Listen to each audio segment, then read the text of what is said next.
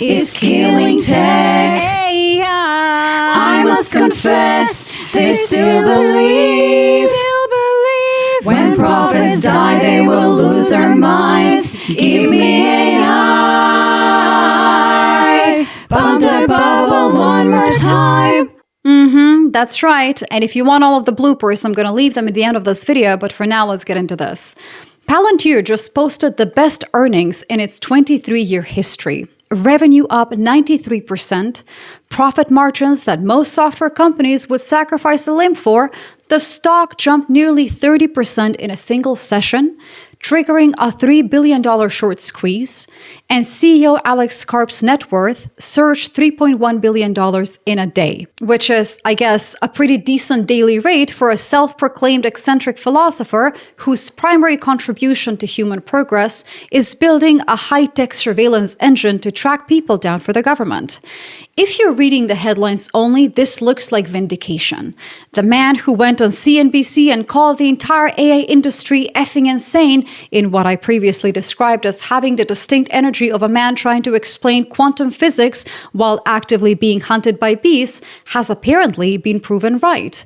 But we've learned something on this channel. Whenever everyone is celebrating, that's usually when we should start reading the footnotes. And Palantir's footnotes tell a story that the earnings call didn't. So in this video, I'm going to explain why Palantir's quarter was generally impressive, why the governance structure beneath it is unlike anything else in major tech and how concerning that might be, why the people running the company are selling at a pace that deserves your attention, and why an 148 times price-to-earnings ratio requires a level of perfection that history suggests no company can sustain. Before I get into the earnings themselves, which again are generally strong, I need to explain something about Palantir's corporate structure that most investors don't know and that almost no coverage of the Q2 results has mentioned. I know the numbers have been lovely, but the house is the foundations as well and not just the pretty facade. Most major tech companies use what's called a dual-class share structure. Google, Meta, and Snap all have this. The idea is pretty simple. Founders get shares with extra voting power, typically 10 votes per share instead of 1, so they can maintain strategic control even as they sell stock or the company issues new shares. It's relatively common in Silicon Valley, and there are reasonable arguments both for and against it. The for argument is that it lets visionary founders make long-term decisions without being pressured by short-term shareholders. The against argument is that it concentrates power in the hands of a few individuals who may or may not deserve it indefinitely. Palantir does something very different. It has a third class of shares, Class F, held exclusively by the three founders, CEO Alex Karp, co-founder Peter Thiel, and co-founder Stephen Cohen. The Class F mechanism automatically adjusts its voting weight to guarantee that the three founders collectively hold at least 49.9999% of total votes, as long as they collectively hold a minimum number of shares. So let me say that again, because the implications are super significant. Most dual-class structures have a natural decay. As founders sell shares, their voting power gradually decreases, right? Eventually, if they sell enough, they lose control. That's the built-in check. Palantir's Class F structure has no such decay. It is mathematically engineered to maintain founder control regardless of how much stock they sell. They could sell 99% of their economic interest in the company and still control its direction. It is a level of permanent, unshakable power, usually reserved for medieval monarchs, maybe North Korean dictators, and people who own the physical rights to the Friends theme song. This is, again, unusual even by Silicon Valley standards. I'm aware of very few public companies with this kind of permanent self-adjusting voting guarantee. It's closer to how a family trust or a sovereign wealth fund operates than how a publicly traded company typically works. And this matters because of what the founders are actually doing with their shares, which, of course, connects to the Q2 story. Over the past 3 months, Palantir insiders have sold approximately $433 million worth of stock. The selling to buying ratio across 72 recent insider transactions was 9.3 to 1, so that's 9 shares sold for every 1 share bought. Peter Thiel, the man who recently called the Pope a Chinese communist agent, which I addressed at length in a previous video, having been born in the Vatican, of course, sold 2 million shares in a single day in March, pocketing an estimated $290 million without making a single purchase. That is the financial equivalent of drinking a dirty martini made entirely of olive brine and liquid cash, wiping your mouth with a tax loophole, and leaving the bill for retail investors. Karp executed 32 separate sales, totaling roughly $132 million. Stephen Cohen sold shares worth about $100 million. 0 open market purchases from any insider. When insiders sell at this scale, those shares flood into the market, increasing supply and putting downward pressure on the stock price, which is part of why, even after a blowout quarter in Q2, the stock is still down 10% year to date. The people with the most information about the company's future are choosing cash over their own equity, and everyone else's shares get a little less valuable each time they do it. Now, the standard defense here is that these are pre-planned sales under Rule 10b5-1 trading plans set up months in advance. Executives diversify their wealth. Thiel's sale represented about 2% of his total holdings. Taken individually, each transaction is defensible, but taken collectively, $433 million in 3 months, a 9.3 to 1 ratio, 0 purchases. The pattern is notable. These are the people closest to the company. They have the most information about its trajectory, and they're choosing liquidity now over concentration in their own stock at these prices. That is not illegal, by the way. It is not necessarily bearish either, but it is the behavior of people who are comfortable selling, and the Class F structure guarantees they can do so indefinitely without ever losing an atom of control. And then there's the dilution. In fiscal year 2025, Palantir's stock-based compensation, that's shares given to employees as part of their pay, totals $684 million. Buybacks, which are shares the company repurchased to offset that dilution, total just $75 million. So that's a net dilution of over $600 million. In simple terms, the pie is getting bigger, but existing shareholder slices are getting thinner. The founders don't feel this because their voting power adjusts automatically, but everyone else's does. Now, we are nothing if not balanced and nuanced, so I want to give credit where it's due because I think intellectual honesty requires it, and because what I'm about to say might surprise some of you given the tone of the previous section. Alex Karp has a genuine, important, and I think correct point about data sovereignty, and the Q2 earnings are in part evidence that the market agrees with him. Right now, the dominant model for enterprise AI works kind of like this. You send your data to OpenAI or Anthropic through an API. Their models process it on their servers, you pay per token, and your proprietary information, your business secrets, your customer data, your competitive intelligence travels through somebody else's infrastructure. For casual use, that's, I guess, fine. We can all decide on our individual risk tolerance. But for a defense contractor, a bank, a hospital, or any serious enterprise handling sensitive information, it is a genuine problem. From speaking with my colleagues across the finance and technology sectors, this resonates across the whole field. The biggest consideration for large organizations evaluating AI adoption is not capability. The models are good enough for many use cases. It's that the data leaves the building, and once the data leaves, you're trusting a company that may be losing billions of dollars a year, that may not even exist in 5 years, and that has every incentive to use your data to improve its own models, which then get sold to your competitors. It's a bit like paying a parasite a monthly subscription fee to feed on your internal organs, only to find out that it's using your own DNA to breed a stronger version of the guy trying to steal your job. Karp's alternative, what Palantir calls sovereign AI, runs open-weight models on the client's own servers inside their own network. The data never leaves the premises. The organization owns the model weights, controls the compute, and doesn't pay per token fees to a third party. In June, Palantir announced a partnership with NVIDIA to deploy Nemotron open weights models inside air-gapped government environments, exactly the kind of deployment that the API model cannot service. The Nemotron models use a hybrid architecture that activates only about a tenth of parameters per token, making them dramatically cheaper to run on premises than full frontier models. The US commercial revenue, surging 149%, is evidence that private companies, not just government agencies, are buying this argument, and I think that they should be. Data sovereignty is the direction enterprise AI needs to go, and Karp has been saying this louder and more chaotically than almost anyone else in the industry. Admittedly, the chaos isn't really serving him, but poverty is no effect. Still, Alex, if you're listening, being right about the problem doesn't necessarily make you the cure, just saying. The sovereign AI thesis has a ceiling that Palantir's earnings call didn't really acknowledge.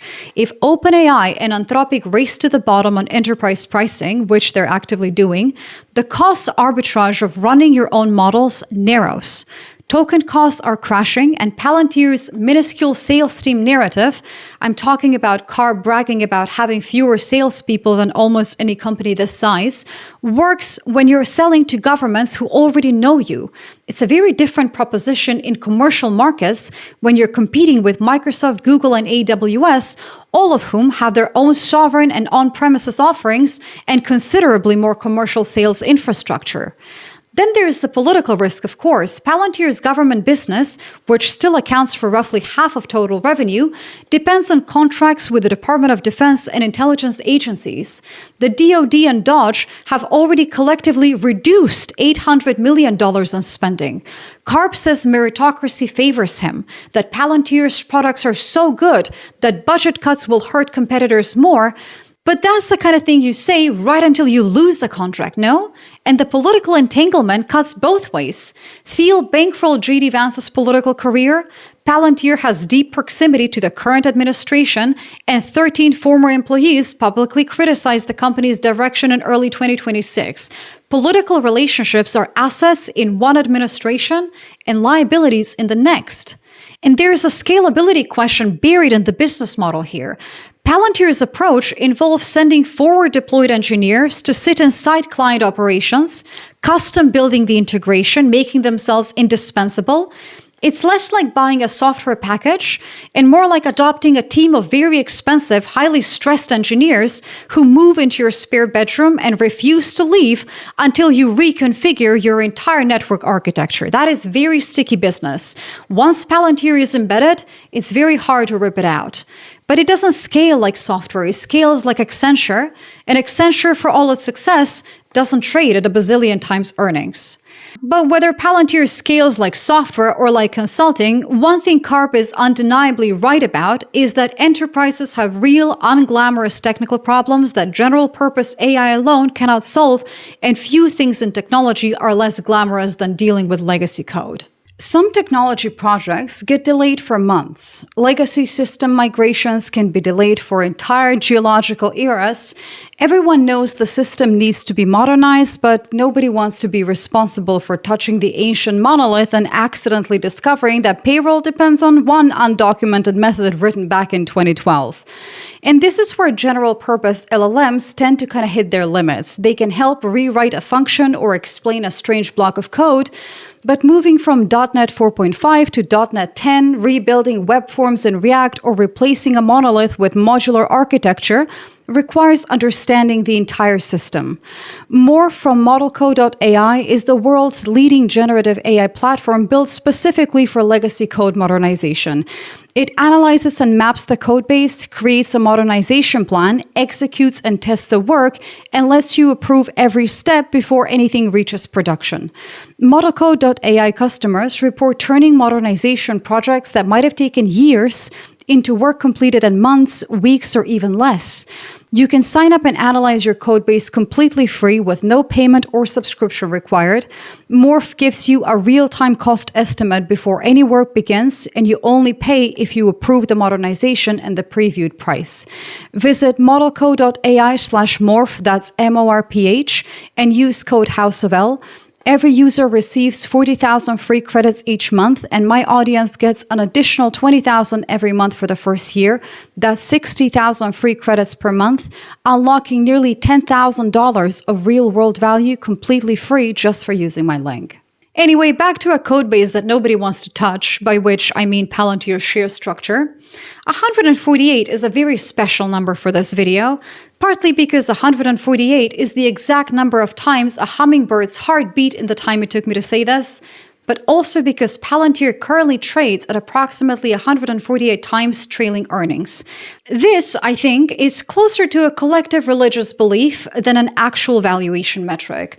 It requires investors to pray to a balance sheet every night and hope that linear math stops applying to enterprise software. What that means in plain terms is for every $1 of profit Palantir earns, you're paying $148 to own a share of it.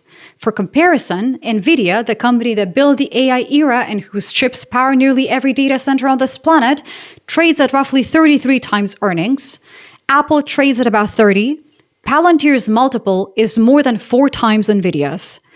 Now, the Q2 numbers are generally impressive, as I said. Revenue reached $1.94 billion, beating Wall Street's expectations of $1.81 billion by $123 million. GAAP net income was $1.06 billion at a 55% margin. These are not the numbers of a struggling company. A 55% net income margin is remarkable by any standard. $1.22 billion in free cash flow in a single quarter is the kind of number that most enterprise software companies aspire to generate in a year. But 148 times price to earnings doesn't reward you for having a great quarter. It requires you to have a great quarter. Every quarter, in perpetuity. The stock is priced for a future in which Palantir becomes one of the most important software companies on earth within 5 years. God forbid there is one quarter where growth merely holds steady, let alone decelerates, and that multiple compresses violently. Even after the best quarter in Palantir's history, even after a 30% pop, the stock is still down roughly 10% year to date. That tells you how stretched it was before the quarter landed. And the ethical dimension, which doesn't appear in any earnings report but which affects the long-term trajectory of any company, deserves at least a mention. Palantir's products have been used by ICE for immigration enforcement. They've been deployed by military and intelligence agencies for targeting and surveillance operations. They've been used by police departments for predictive policing. 13 former employees publicly criticized the company's direction, and the company published what critics described as a manifesto about the necessity of working with controversial government clients, which was a document that had a certain supervillain energy that I will leave you to assess for yourselves. I'm sure you know what I'm talking about, the kind of corporate manifesto that feels like it was drafted in a subterranean lair inside an inactive volcano while somebody was slowly petting a hairless cat. These are not issues that affect quarterly earnings. They're issues that affect talent acquisition, reputational risk, regulatory scrutiny, and long-term institutional relationships. They're the kind of thing that doesn't show up in the numbers until suddenly it does. And a company trading at 148 times earnings has no margin for any suddenlies. Alex Karp called the AI industry effing insane on live television, and to be honest, he's kind of probably right. The data sovereignty argument is sound, the enterprise market is buying it, the Q2 numbers are genuinely, undeniably strong. I'm not going to pretend otherwise because pretending otherwise would be dishonest, and the whole point of this channel is that I try not to do that. But one great quarter does not erase a governance structure engineered to let founders extract wealth while retaining permanent, mathematically guaranteed control. It doesn't explain $433 million in insider selling at a 9-to-1 ratio. It doesn't justify a valuation that requires perfection and perpetuity from a company that has never been in this position before. And it doesn't resolve the ethical questions, the political dependencies, or the scalability limitations that live beneath the earnings headline. Palantir is a company where the product works, the argument is sound, the numbers are good, and almost everything around the product, the governance, the insider behavior, the valuation, the politics, the ethics, raises questions that the Q2 results do not answer. Both of these things are true, they're true at the same time. When I covered Karp's CNBC appearance in my previous video on Palantir, I said it had the energy of a man trying to explain quantum physics while being hunted by bees. His co-founder, meanwhile, was calling the Pope a Chinese agent and still apparently believes that LLM stands for large lunch menu. Between them, they have the composure of a wedding reception after somebody plays the wrong slideshow. But the man just posted 93% revenue growth and 55% profit margins. The bees didn't really catch him, not this quarter. He outran the swarm, collected $3 billion, and immediately sprinted into the woods to lecture a tree about data sovereignty.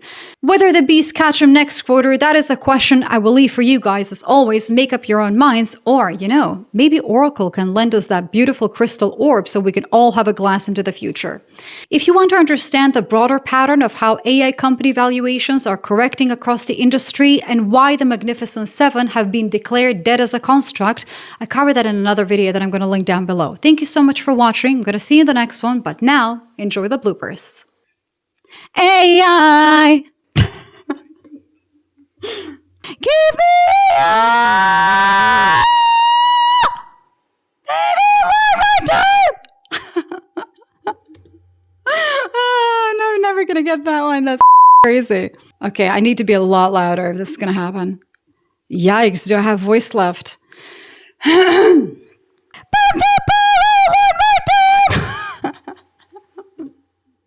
Let's try again. One more time. You can do this. When prophets die, they will lose their minds. Give me one more time. Give me AI. Bump the bubble one more time. Still believe.